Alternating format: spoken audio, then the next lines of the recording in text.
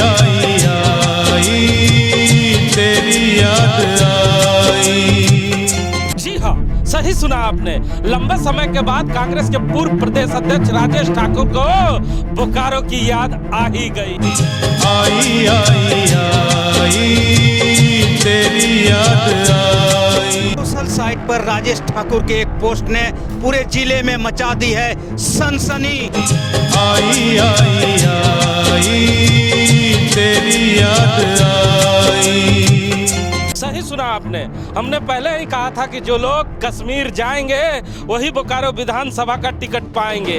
ऐसी कई बातें हम लोगों ने पहले ही बताया था आपको, और अब रुझान आना शुरू हो गया है, क्योंकि कांग्रेस पार्टी के पूर्व प्रदेश अध्यक्ष राजेश ठाकुर अभी चंद दिन पहले कश्मीर में मौजूद थे, जहां पर उन्होंने कांग्रेस पार्टी के उम्मीदवार के पक्ष में जोरदार प्रचार भी किया। वहां से घूम के आने के बाद प्रखंड पहुंचे तो उन्होंने एक सोशल साइट पे पोस्ट कल किया है। उसमें साफ तौर पे उन्होंने लिखा है कि हाथ से हाथ मिलाओ, बोकारो को बचाओ। ये मैटर जैसे ही सोशल साइट पे आता है उसके बाद बवंडर मच जाता है, क्योंकि हमने पहले ही आपको कहा था कि कांग्रेस पार्टी के लिफाफे में जो नाम दिल्ली जाता है वो नाम कभी वापस नहीं आता। आई आई आई तेरी याद आई।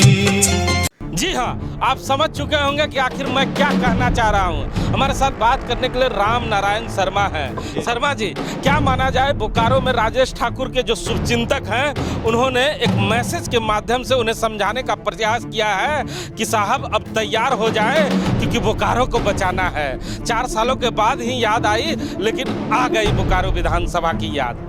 जी बिल्कुल, बहुत बड़ा संकेत है हिमांशु जी बोकारो विधानसभा के लिए कांग्रेस पार्टी में राजेश ठाकुर का ये सोशल साइट पर डाला गया मैसेज।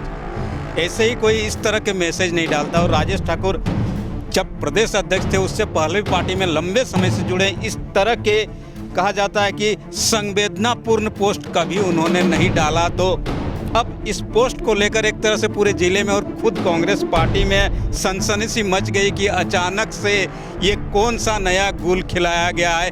कश्मीर की वादियों से कौन सा फूल खिलने के लिए बोकारो आ रहा है। हाथ से हाथ मिलाओ, कांग्रेस बचाओ। कहा जाता है कि राजेश ठाकुर राजनीति के माहिर खिलाड़ी हैं। अब वो खिलाड़ी खुद मैदान पे उतरने की तैयारी कर रहा है।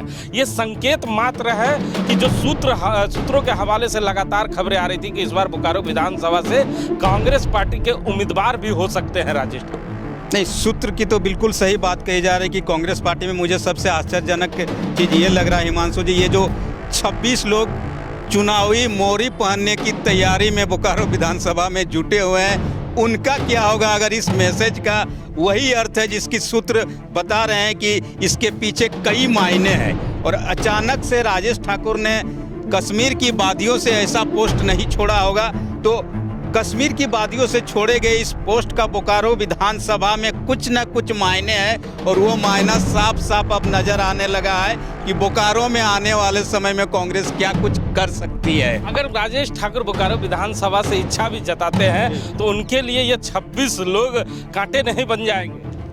नहीं, बिल्कुल, पार्टी में तो बहुत कुछ होता है, लेकिन मुझे नहीं लगता है कि राजेश ठाकुर ने जिस तरीके से इस पोस्ट को शेयर किया और उससे पहले जो उन्होंने कांग्रेस पार्टी की पूरी पृष्ठभूमि को देखा है, मुझे लगता है धीरे धीरे, कहा जाता है पार्टी में सब कुछ धीरे धीरे मैनेज हो जाता है। और आपने भी कहा कि माहिर खिलाड़ी हैं, तो खिलाड़ी जब खेल और पासा फेंक ही दिया है तो कुछ न कुछ समझ के खेला होगा। लेकिन सचमुच आपने जो कहा कि जो चिट्ठियाँ बोकारो से रांची जाती है वो दिल्ली तक नहीं जाती, और जो रांची से दिल्ली जाती है दिल्ली से वापस बोकारो नहीं आती, तो एक बार फिर कुछ न कुछ नया संकेत ये सोशल साइट का पोस्ट जरूर बोकारो के कांग्रेसियों को और बोकारो के लोगों को दे रहा है, जिसे खुद राजेश ठाकुर ने डाला है, हाथ से हाथ मिलाओ, कांग्रेस बचाओ।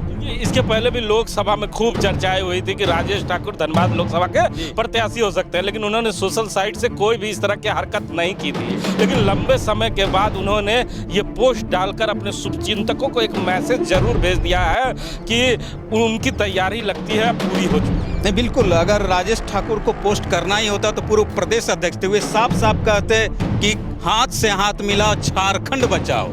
सिर्फ बोकारो बचाओ का क्यों संकेत दिया गया, ये साफ साफ लोगों को समझ में आ रहा है कि अचानक से सिर्फ बोकारो की बात राजेश ठाकुर क्यों कर रहे हैं, झारखंड की बात क्यों नहीं कर रहे हैं? तो अब आप समझ ही गए होंगे कि आखिर राजेश ठाकुर ने झारखंड बचाने की चर्चा क्यों नहीं की और बोकारो बचाने की क्यों चर्चा उन्होंने शुरू कर दी है। हमने पहले ही कहा था डी फोकस के खबर पे अब मोहर लगने की बारी आ चुकी है और बहुत जल्द मोहर लगेगी डी फोकस के उस खबर पे जिस पे हम बार बार कहते हैं कि जो नाम लिफाफे में रांची जाता है और जो नाम रांची से दिल्ली जाता है वो नाम कभी वापस नहीं आता।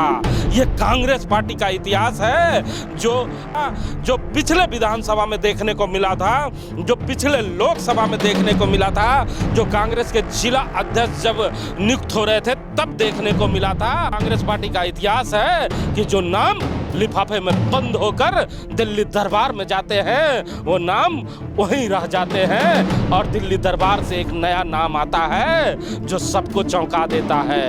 अब बोकारो विधानसभा चौंकने वाला है। प्रदेश अध्यक्ष ने ये पोस्ट कर बोकारो में जरूर खलबली मचा दी है।